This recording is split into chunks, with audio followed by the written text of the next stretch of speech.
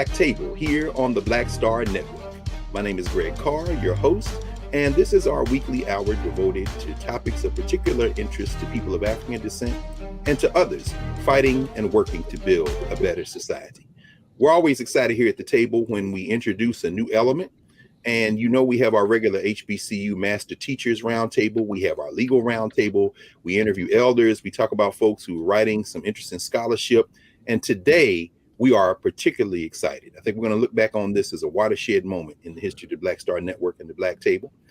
We are convening our first K-12 Master Teachers Roundtable, and we are doing it in high fashion. As everyone knows by now in the world, here in the United States, the College Board has introduced an advanced placement African American studies course. That course is being piloted all over the United States.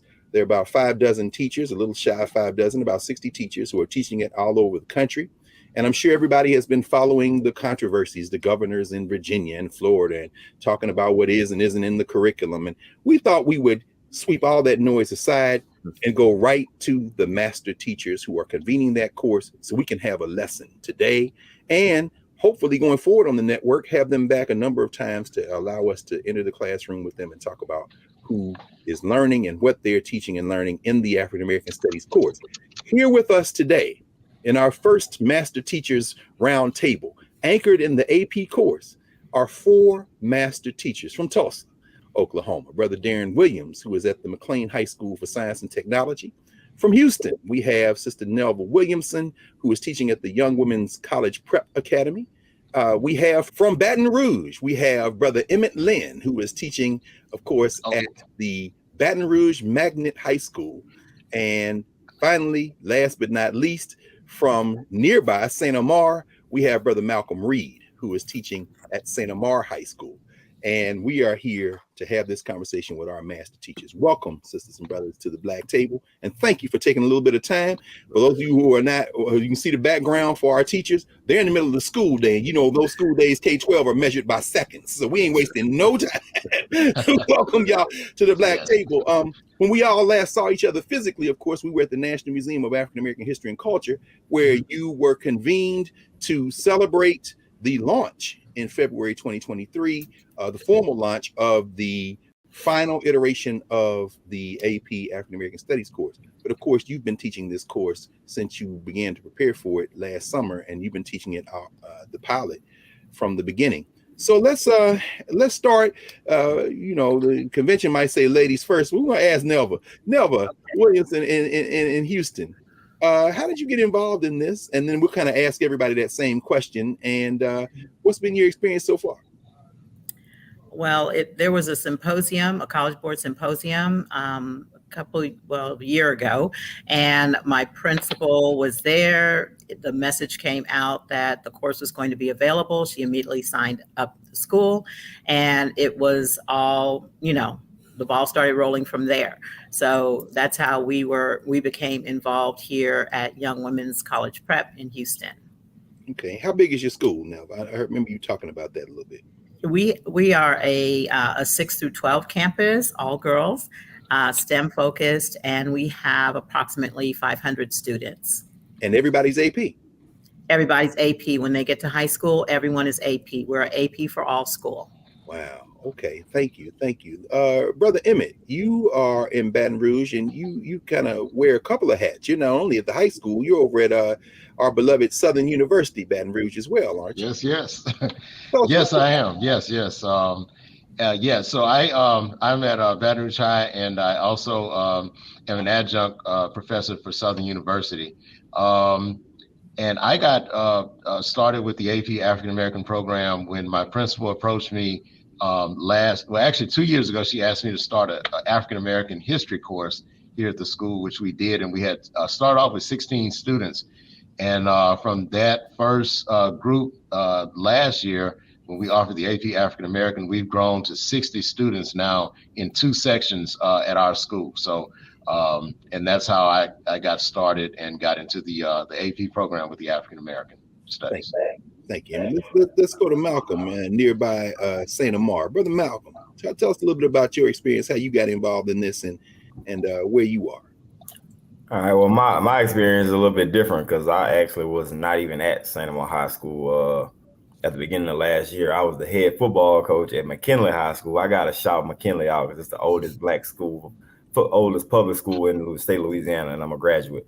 So, but things went the other way, and I end up going back to St. Amant, and our principal, text me a picture of the course, saying that they was going to be having it at St. Amant. So when I got back in February of last year, I was teaching African American studies with about 10 kids in the class. So this school year, we do a 4x4. We do a 4x4 schedule block. So the first semester I taught African American studies, and I had about 50 kids in there, but it wasn't an AP course. But to see that growth was great. And this semester I have 27 students taking the AP course at St. Amant, which is more like the second largest high school in the state, with over 2,000 students. So, it's a big deal, and I'm so thankful to be a part of it. Football is great, but I'm definitely, more excited about this right now. Well, I'm excited. Just the conversation we were having at the museum, you kind of had a unique perspective, even in terms of being someone who is also a coach on how this works. But before we come to you, Darren, I want to ask you one quick question, because a lot of folk who are looking at this may not be familiar with the parlance. What's the difference between a 4x4? These are extended minute courses, so they're not just 50 minutes or 45 minutes? Yeah. So our classes are like 90 minutes a piece, but we see the students every day. So for the first semester, they are taking 4 classes for an hour and a half a day. And then, but it's a year. They finish the year's worth of work within a semester's time. So the first semester I didn't teach AP. I only taught the regular African American studies. And now in January I'm teaching the AP course, and I'll be teaching it till May. And they'll still get, they get 8 credits a year instead of 7 as other schools might do. Okay, thank you, brother. So let's hear from Oklahoma, where the wind comes sweeping down the plain. We got Tulsa in the house, brother Darren.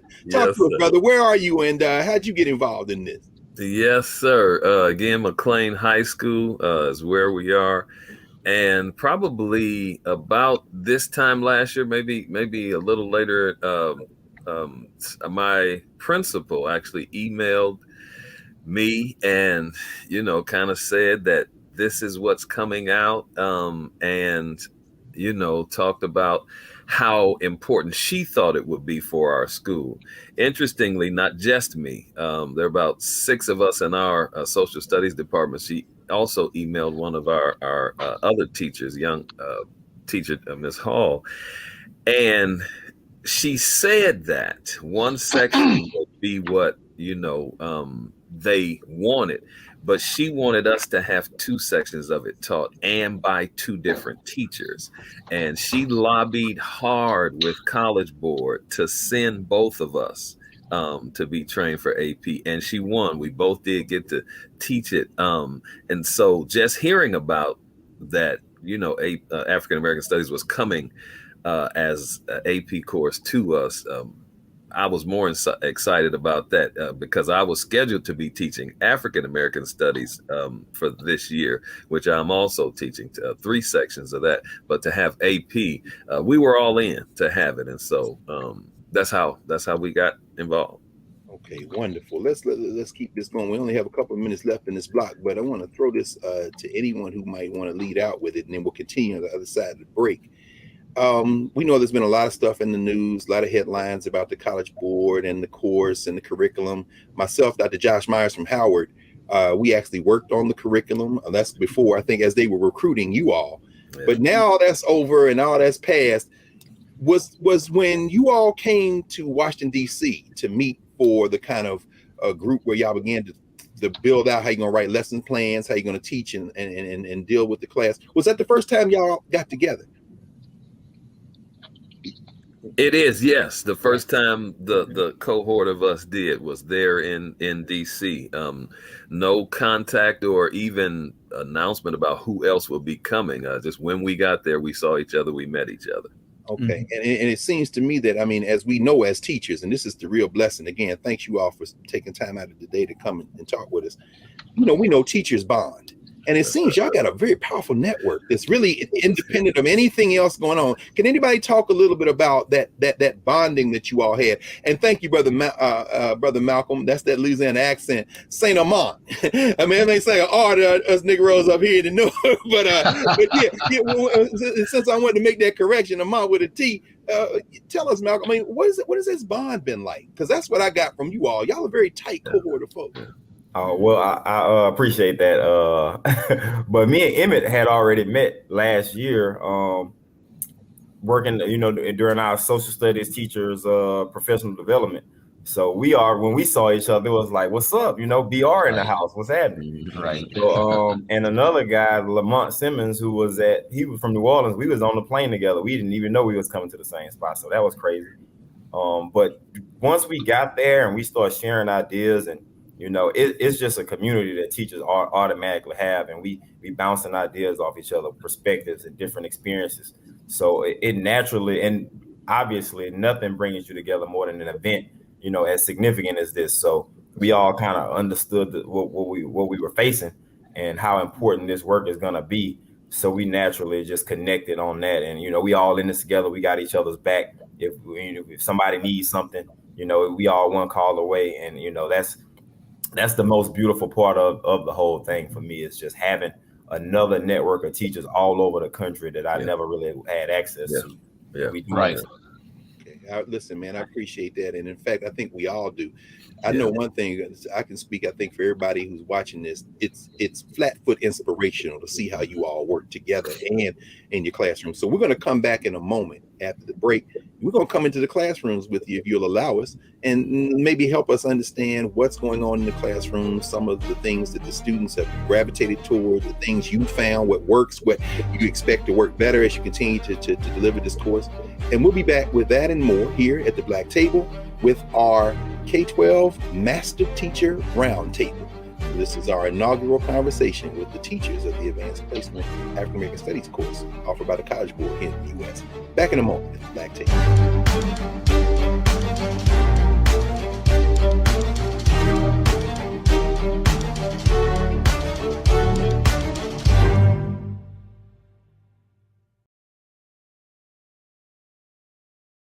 Black Star Network is here. Oh, no punch! I'm real revolutionary right now. Thank you for being the voice of Black America. All momentum we have now, we have to keep this going. The video looks phenomenal. See, there's a difference between Black Star Network and Black-owned media and something like CNN. You can't be Black-owned media and be scared. It's time to be smart. Bring your eyeballs home. You dig?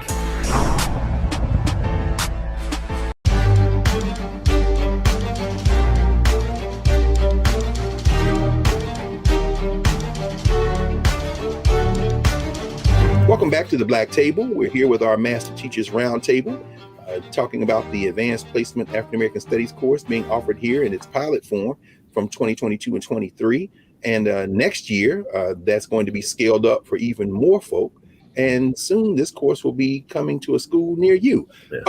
Now, but one of the things in listening to you talk about this course, and all of y'all have been interviewed by folk, but again, we wanted to have this space to really be able to stretch out. You were so proud of your students. Tell us a little bit about how these students are gravitating. I know all of y'all are, but maybe Nelva, if you could lead out, tell us about some of the work that y'all doing in the class. Okay, yes. I am certainly very, very proud of my students. They are really grasping onto this information, but they're just some savvy young ladies. And anything that we talk about, they are really engaged with. They're doing the readings, they're doing this analysis, they're bringing in things that are current, they're making these connections, some of which I had not even thought of myself. But they really are gravitating and holding on to this material and seeing where there are deficits in other history classes that they have taken, how this is adding a layer of knowledge and a depth of knowledge that they had not known before. It just really has been an amazing experience as a teacher to watch them engage with the material. especially since it's not just history. We are doing poetry, art analysis, other types of things. And I think that's also new for them to have that experience in a history classroom. If you don't mind, just right quick as a follow-up, I remember we were standing around and you were talking about you have an artist, at least one artist in your course, right? And some of her creativity is driven by these primary sources. Could you talk a little bit about what she kind of generated, as a result of this work? Right. One of my students, well, several of my students, they're talented in so many different ways. They're not just STEM girls. They are artists and they're musicians and singers, everything.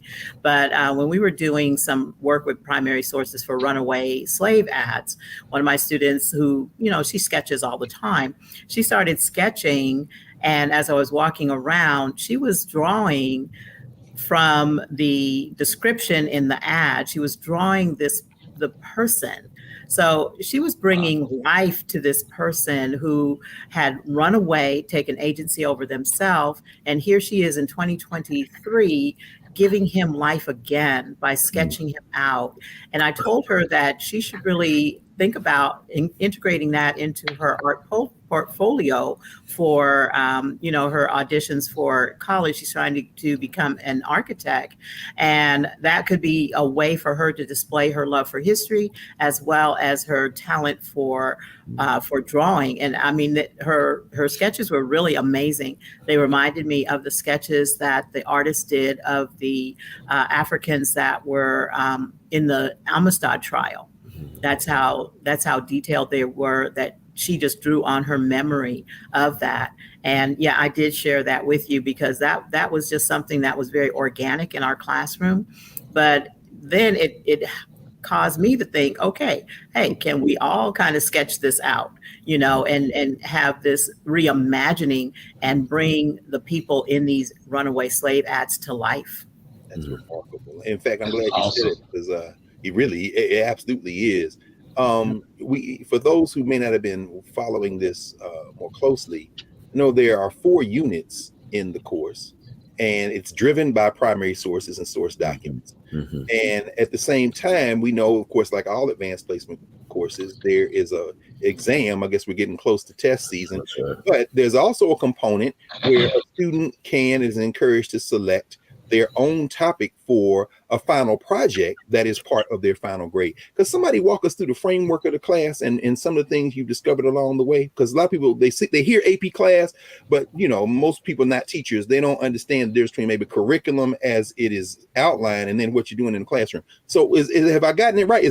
That's the framework of the class, right? Anybody just jump in. Correct. I'll jump in on this. So we have 4 units that we teach. Origins, which is the beginnings of the diaspora, beginnings in Africa and the diaspora.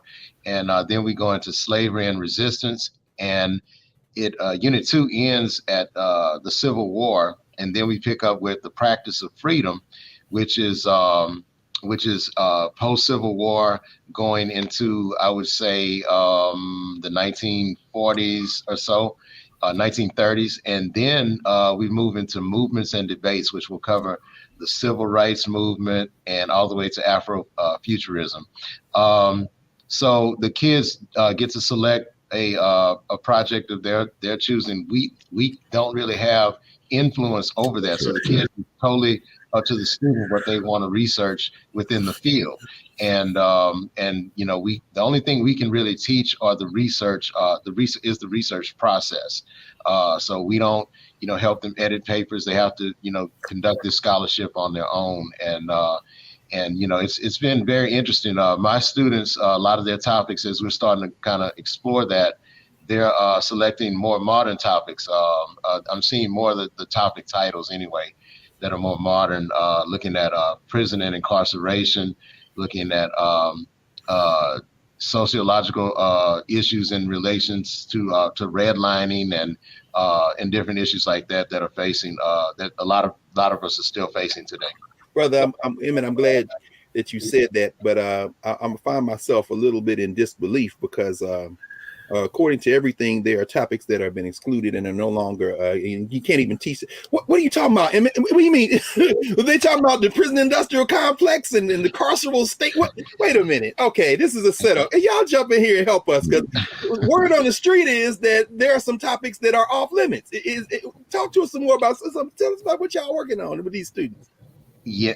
So for my class, the kids have been, they're looking at everything. Everything is on the table that they have an interest in.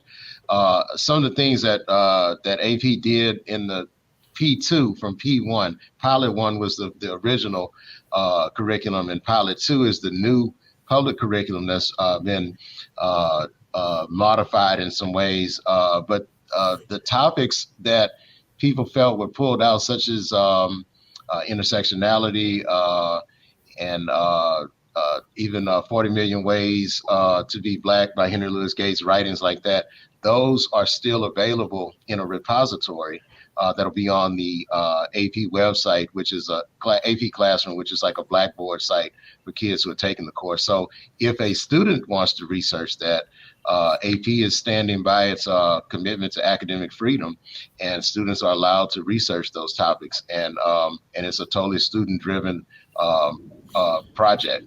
Mm-hmm. And Brother Greg. Yes, sir, please. Let me say this to that too. One of the beauties, or at least two issues of beauty about it being a studies course. The first thing is that in the classroom, if a student has an interest in a subject, then you can address and you can deal with the subject. The second thing, that as a studies course, it's not just a deep, straight dive into history as such, but it's interdisciplinary, which means that you are scanning what society, or how society upholds or deals with or not deal with an issue. And because it's a studies class, you can touch subjects in that way as well that are not necessarily required and a part of the curriculum.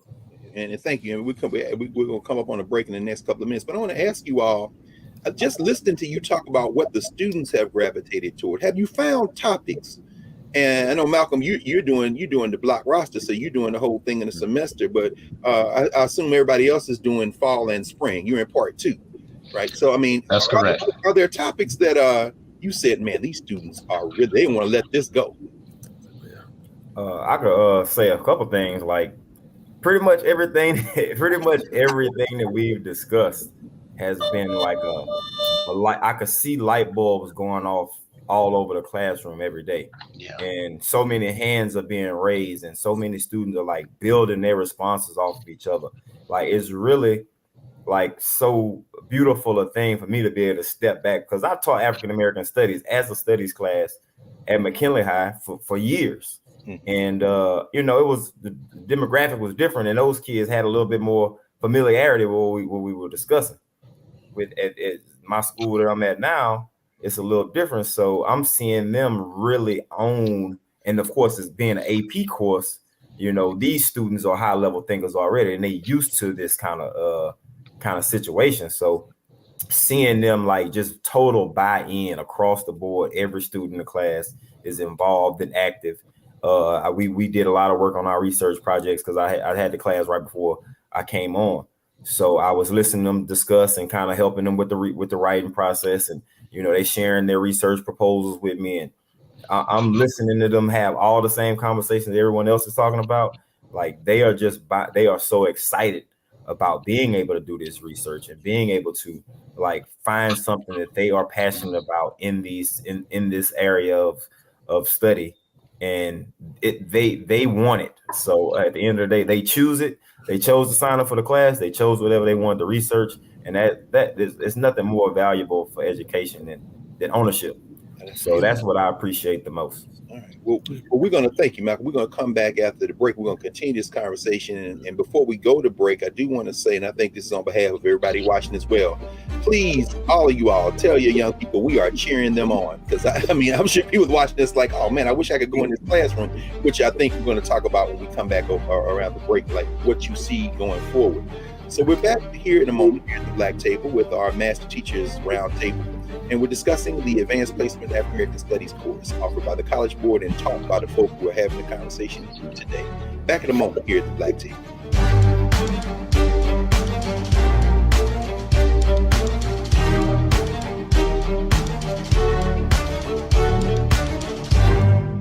Hello, I'm Isaac Hayes III, founder and CEO of Fanbase. Listen to what I'm about to tell you. The window to invest in Fanbase is closing. We've raised over $10.6 million of our $17 million goal. That means there's room for less than 6,370 people to invest in Fanbase for the average amount. The minimum to invest in Fanbase right now is $399. That makes you an owner in Fanbase today.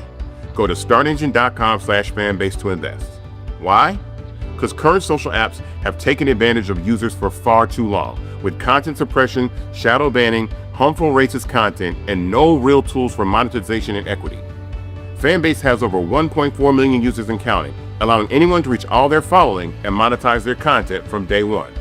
Social media is the new TV, and whoever owns the apps that distribute that content have the opportunity to own potential billion-dollar companies.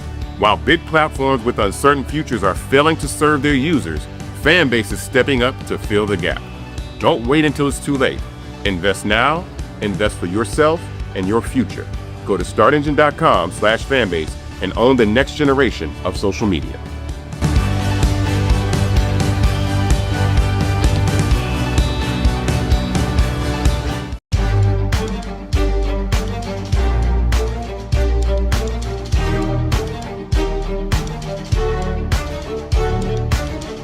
Welcome back to the Black Table here on the Black Star Network.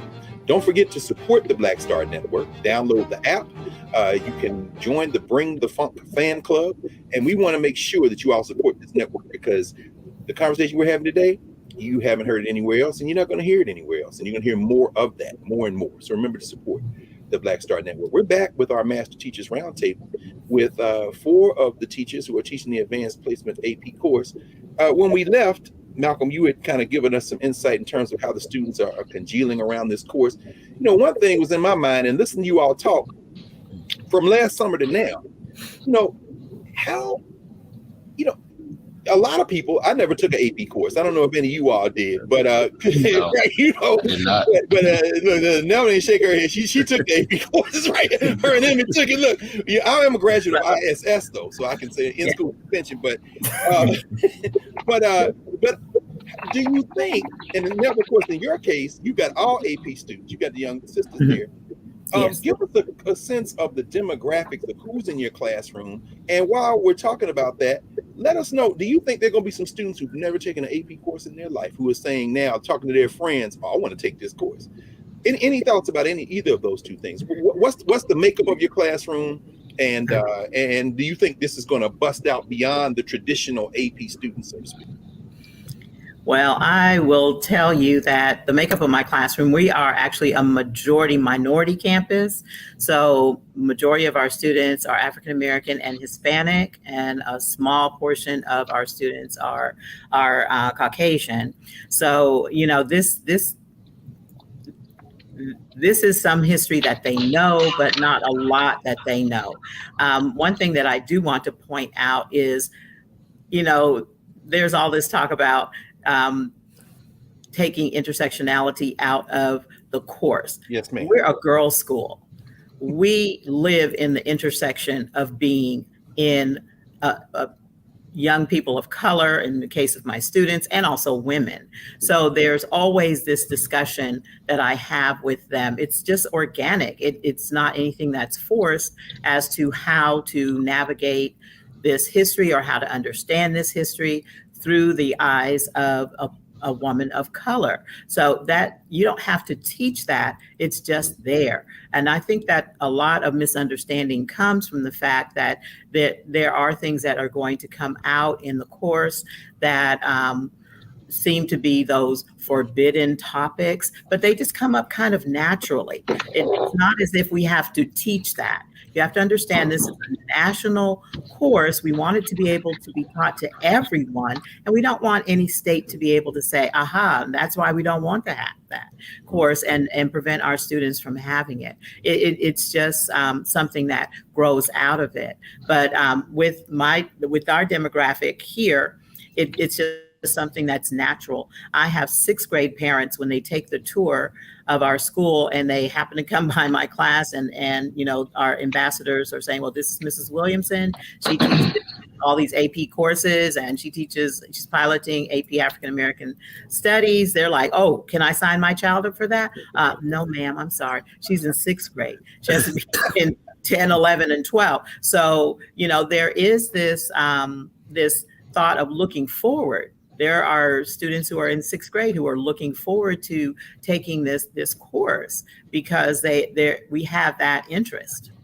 Anybody else? Demographic. Thank you, Nelva. That's fascinating.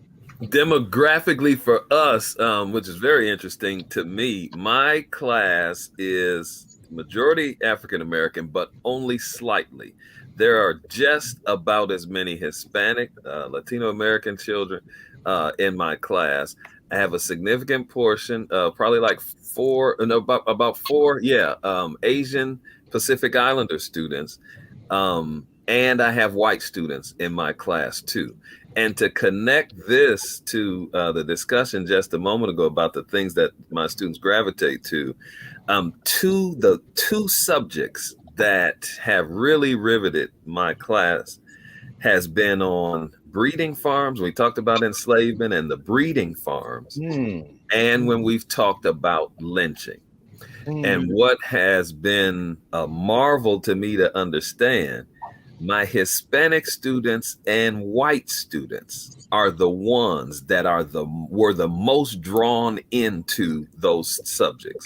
One of my Hispanic students asked me, after we talked about lynching, so we came right out, talked Reconstruction and how lynching, at least cataloging, begins sort of in that space. And she asked me, she's a senior, I wonder if white people were ever sorry about the things that they did. And so I used some supplemental resource about Brian Stevenson and his Equal Justice Initiative. He tells a story about when one of the sisters is collecting dirt in the jar from one of the lynching sites. The white man drives by and sees her doing that and speeds off, and he comes back and he asks her what she's doing. Eventually he gets out and with tears flushing, he's plunging his hands in the dirt, helping her do that. She asked me, my student, after she saw Brian Stevenson tell this story, I wonder if we could ever go to a museum like that to see that. Other students chimed in. Yeah, can we go? And I started. I didn't know the possibility, but I started after that, at that point, to work on the trip. We're going next year to Montgomery. Yes, sir. Come on, man. Hey, yes, look, the Black Table is seen all over the world, brother. I suspect that there are going to be a lot of people hearing this that are going to want to help y'all go wherever y'all want to go, man. So what a story. Thank you, man. That's somebody else jump in. Give us a glimpse. I want to jump in because the field trip side of it, we just went to the Donaldsonville River Road Museum, right across the river, here in Donaldsonville, Louisiana, where there's so much history there, and so many of the kids we saw, the truth. And it just impacts those kids in such a big way. And we had a group that went on a civil rights tour. Only one of those students in my class, but they went to Montgomery, they went to Birmingham, and they went to Jackson, Mississippi, where the Civil Rights Museum there is also amazing, and they have a lot about lynching going on in that one as well. So the demographics in my classroom is similar to Nelva's, which is interesting because it's 27 students total and 24 female. But it's a good mix. It's about 40% white in the class. So we only had, I think we had like 3 Hispanic students as well. So and when you came, in fact, when we were talking, when we were at the museum, Malcolm, I want to raise this before I come to you, and you said in terms of African American males, how many brothers do you have in the class who are of African descent? Oh, it's only one brother. That's what I thought I remembered, brother. Only one brother. That's, and as a coach, do you imagine there are going to be some students, for example, who may not have thought about AP and Emmett, you might want to bring up the how you looked at AP when you were in high school in a minute. When I ask you, there will be some non-AP students who might want to take this class. Do you think? I'm working on that. As a football coach, that's the the largest group of African-American males participate in football on the campus, and it's the basketball as well. So, I'm working hard to get some of those guys to open their minds up and, give it a chance, but some of them are intimidated by just an AP course in general. I was a football player, never wanted to take AP myself, so I understand that. But if had there been AP African American Studies, a class specifically for me, that's that I could obviously relate to on a different level, I probably would have been more interested in it. So I do expect a significant growth in the course roll next school year for sure. Okay. Well, thank you, man. But before we go to break, Emmett, squeeze you in a little bit, brother. Give us a little insight, and then we'll take the break and come back on the back end. On our last segment, we'll really open it up and continue the conversation. But give us a little glimpse into your room, man. Okay. Yeah. So in my room, we're having similar experiences. But I want to say this: this is and I've been teaching. This is year 29, and I can honestly say to you, this is the most engaged and exciting course that I have ever taught. And I kid you not, hands down. And let me tell you why.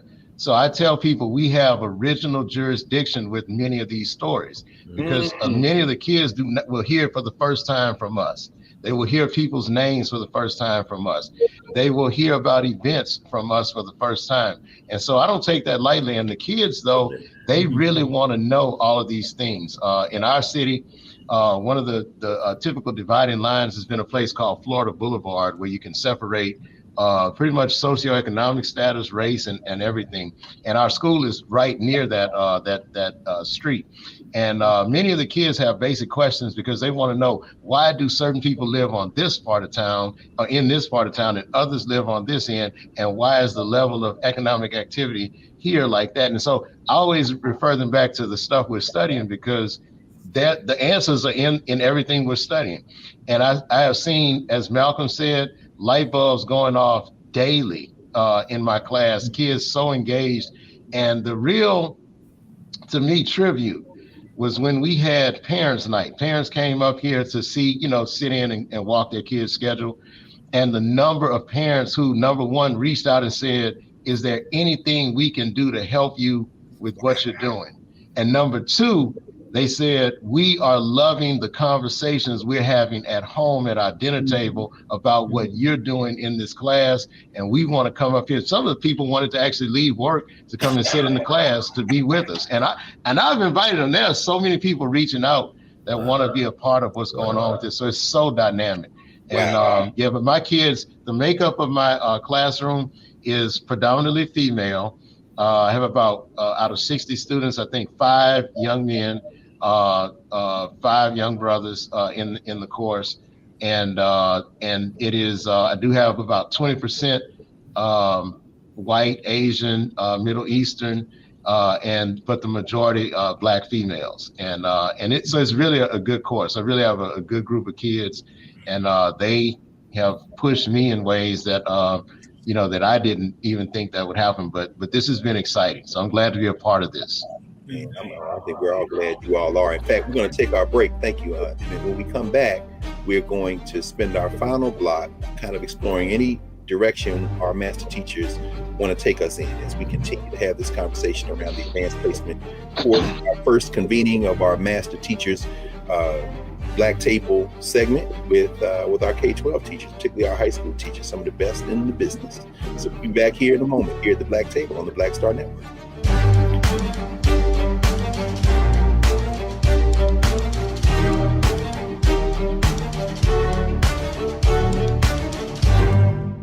We begin tonight with the people who are really running the country right now. Now, Trump is often wrong and misleading about a lot of things, but especially about history. Donald Trump falling in line with President Elon Musk. In the wake of the unsettling news that MSNBC has canceled Joy Ann Reid's primetime show, The Readout, Roland Martin and the Black Star Network would like to extend an invitation to all of the fans of Joy Ann Reid's MSNBC show to join us every night to watch Roland Martin Unfiltered, streaming on the Black Star Network for news, discussion of the issues that matter to you, and the latest updates on the twice impeached, criminally convicted felon-in-chief Donald Trump and his unprecedented assault on democracy, as well as co-president Elon Musk's takeover of the federal government. The Black Star Network stands with Joy Ann Reid and all folks who understand the power of Black voices in media. We must come together and never forget that information is power. Be sure to watch Roland Martin Unfiltered weeknights, 6 p.m. Eastern at youtube.com/Roland S. Martin or download the Black Star Network app.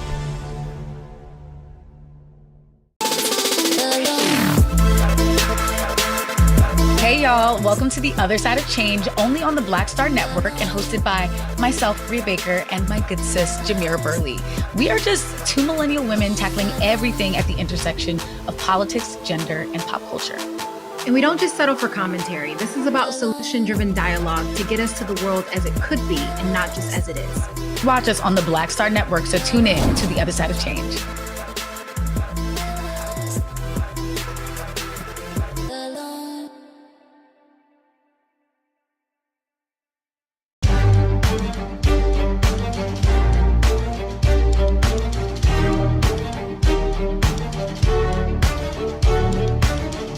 Welcome back to the Black Table here at the Black Star Network. I'm your regular host, Greg Carr, joined today by our first convening of our K-12, in this case, secondary educators master teacher roundtable, with some of the teachers who are pioneering with their students and the communities that they are working in, the advanced placement course offered by the College Board in African American Studies. Thanks again for joining us, y'all. How important, in all the headlines and all the back and forth between some of these people, my friends too, man, academics at the university level saying we were left out or not left out. I think you've answered all of that. I want to ask you a question specifically about input. Now, we've heard some elected politicians talking about, they reviewing the course and all this, but how important has it been, the input that you and your students have had in between the pilot course and the course that's now mounted by the AP? I mean, how important has it been for you to say, this is what's working, this is what people seem to be gravitating toward, maybe a little bit more of this? Did you all participate in that process at all? Yes. Yeah, we do it weekly because we get a survey every week that College Board sends out. They ask us what we had covered and how did it go? Was the length of the material too long? Was it too difficult? They asked for suggestions for us to, modify. It's a framework. And I think that's the part that a lot of people don't understand who are outside of academics, especially K-12, that this is a framework and teachers build into it what we need. Just a really quick thing that my students we were talking about this week is the Sugar Land 95. Many people around the country do not know that story, but when an adjacent school district was building their career center, they found 95 bodies of convicts who had been worked to death on their property. And so we had to talk about that. And how do we honor people who were essentially lynched by the state? So, we have things that we bring in through local history. That's not history that's everywhere. Other people might be interested to know about it, but my students certainly were interested, and they were like, how can those kids go to a school and their bodies right outside? That's kind of a ooh moment for me too. But, College Board has done their due diligence in working with the teachers and getting our input. And because we're the ones that are in the classroom, no disrespect or disregard to academics who are doing their thing. They can't disregard what we're doing here in the classroom on a day-to-day basis. Absolutely. And thank you to Nelva for really explaining the difference between curriculum and actual lesson plans. And College Board says at the beginning of the document, these are not lesson plans. Y'all got to do that and working it out. I mean, has this been other folks' experience as well? This local history, this kind of getting your hands in that, has that been a key element of this? And Emmett, you said something about the students are being surveyed too? Yes, that's correct. College Board did also reach out to us to connect the students so that they could get their input. And so I do know students are having input in that way as well. So they are hearing those voices. And to be honest with you, a lot of times as a teacher, you don't always get people don't always come and tap into the expertise that is within the walls of these classrooms. And so I feel like they have asked for input, and where we have made, when we have brought things to their attention, those things for the most part have been addressed, I believe. But yeah, so I think that they're getting a pretty all around, a well-rounded input from everyone. And before I go on to Malcolm and Darren, Emma, if you don't mind, just maybe a quick second on the fact, because you are teaching as well at one of our flagship HBCUs, a lot of conversation, particularly coming out of Florida, where the governor's like, we can get rid of College Board because we can do IB, International Baccalaureate, we can do dual enrollment. You have some experience with dual enrollment. Any sense of how this course that you all are teaching is going to translate at the college level? So what when the course was designed, as we were told in DC over the summer, the course is designed to give students as much of a comprehensive view of the field as possible in a year in a high school, with the hopes that the things that they will learn from us, that it will help them to, if they choose to take more courses in Africana studies and in African American history and what have you. So at Southern University, the current dual enrollment leadership reached out to me via social media when some of these stories were going on, and she had actually kicked around the idea in a post about developing a course for Southern for dual enrollment to offer in African American studies. So I think though that what College Board has put together, in my opinion, what they have put together with all the scholars that they were able to bring together is, as Nelva put it, a good framework so that a person who does not have a lot of experience with many of these stories could teach the course effectively and learn as they go and get better at it as they continue to work with it. So yeah, but Southern University and dual enrollment is a real big thing right now in the country. And there are a lot of universities that are tapping into the dual enrollment. I do know that some universities will not accept dual enrollment from other institutions. So every institution is kind of, here in Louisiana, I know that that's what I'm being told, that certain institutions will only accept dual enrollment instructors from their university as credit at their school. So it's a real interesting concept with the dual enrollment. Well, I'm gonna tell you right now, brother, you just birthed an idea. As you all know, we have an HBCU master teacher roundtable. We do a network of historically Black colleges and universities with the folk who are teaching the AP African American study course. I think you just gave us some work, brother. So everybody watching, you're Grambling or Southern or Texas Southern or Prairie View or Langston or over there at Lincoln of Missouri. Not Lincoln of Missouri. Oh yeah, Lincoln is in Jeff City, Missouri. I'm thinking about Langston. Brother Darren. Don't forget Mississippi State. I gotta say that. Come on, you gotta do that, brother. United States Delta Devils, baby. Yes, sir. Right. Hey, look, I want to say, you know, I'm one of them HBCU field Negroes. They just let me know now. Yeah. Look. You and Darren, take us home, man. Any insights anymore about the input, how this is shaping the course going forward? Okay. So I'll say this. Like I said, I taught African American studies for years.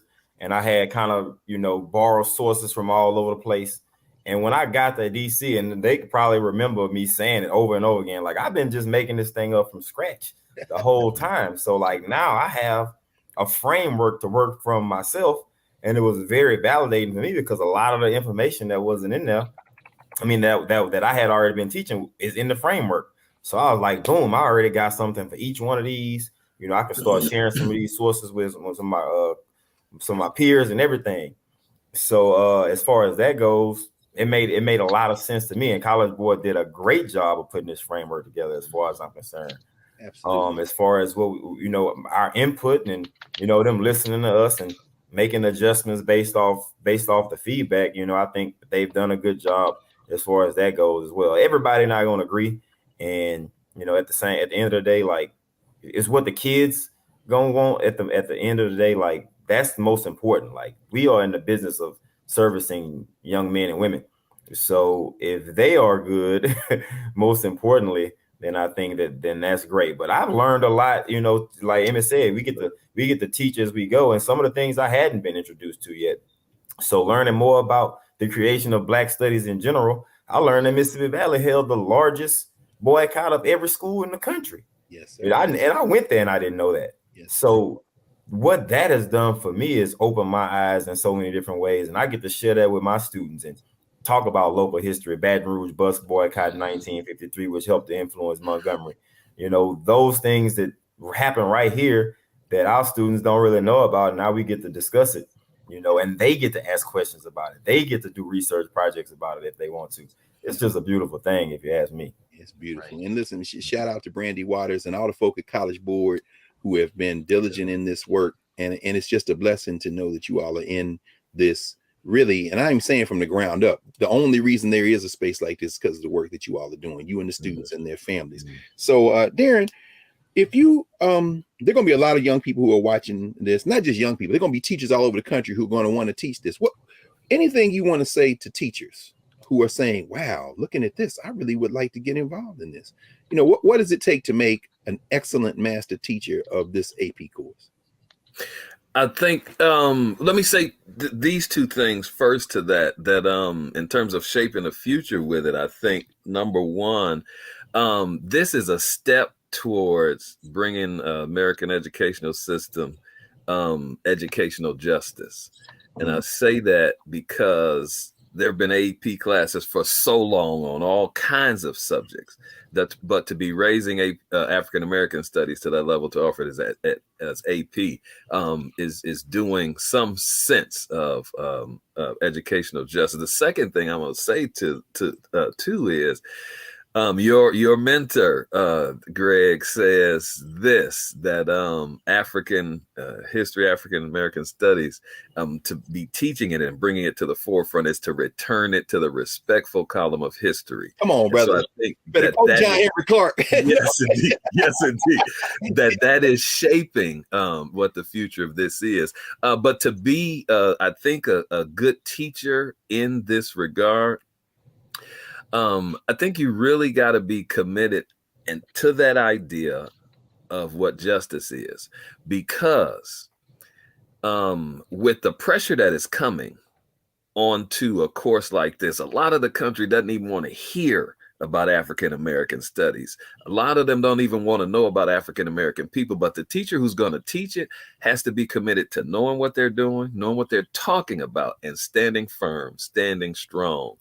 To be able to give to students what they need so that their generation, when they become teachers, that this work can continue in that regard. It's a future long goal look, I believe, in being successful in teaching this. Well, we're gonna pause. Thank you, brother, with that word, Darren. We want to thank you all and ask you all to come back to bring some more of your comrades and colleagues. What we would like to do here at the table and at the network is journey with you. I think everybody watching this now is on fire. They want to know. So as we continue to have this convened dialogue, what we want to do, of course, led by you and your students and the communities, is continue to get this peak in terms of what you're teaching, what we're learning. There are people taking notes right now. I know I've been sitting here taking them as well. Nelva, now I got to go and do some diving on the Sugarland 95, or I just wait for the student projects to come out of it. And actually, we should maybe next time we can talk about what you all imagine the product, your student projects will be. Of course, they'll be graded, they'll get the credit, but maybe this needs to be a journal. Maybe it's need to come up with some kind of website or publication where we can all see the product and learn together, and then you all can teach the whole world, which is, you know, the wonderful thing. So we want to thank you, Darren Williams coming out of Tulsa, Nelva Williamson out of Houston, Emmett Lynn out of Baton Rouge, and of course our brother Malcolm Reed, St. Amant. Anyway, I say it right. You got it. Our master teacher roundtable, the first one here at the Black Star Network, and we couldn't have anybody better than four of the best to do it. So thanks you all. We look forward to seeing you again soon. And thank you for having us. Thank you. Thank you so much. Always about the kids. Always about the kids. Always. And with that message from Brother Malcolm, we're going to pause here. And when we come back, we'll clear the table and get ready for next week here at the Black Table.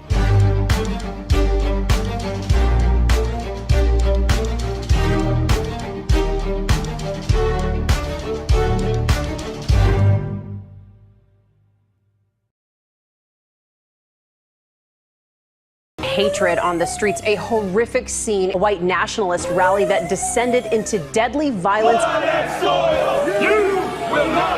White people are losing their damn minds. As an angry pro-Trump mob storms the U.S. Capitol, we've seen We're about to see the rise of what I call white minority resistance. We have seen white folks in this country who simply cannot tolerate black folks voting. I think what we're seeing is the inevitable result of violent denial. This is part of American history. Every time that people of color have made progress, whether real or symbolic, there has been what Carol Anderson at Emory University calls white rage as a backlash. This is the rise of the Proud Boys and the Boogaloo Boys. America, there's going to be more of this. Here's all the Proud Boys, guys. This country is getting increasingly racist in its behaviors and its attitudes because of the fear of white people. The fear that they're taking our jobs, they're taking our resources, they're taking our women. This is white fear.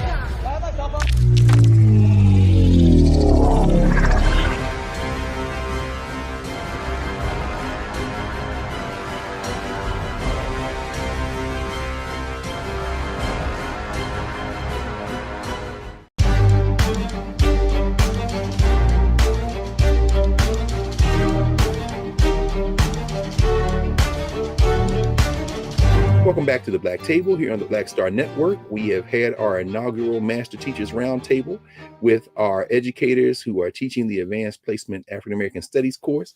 And I want to quote Brother Darren Williams said, if you're going to be involved in this work, you have to be committed to what justice is. I think that resonates. We have seen four of the best to do it.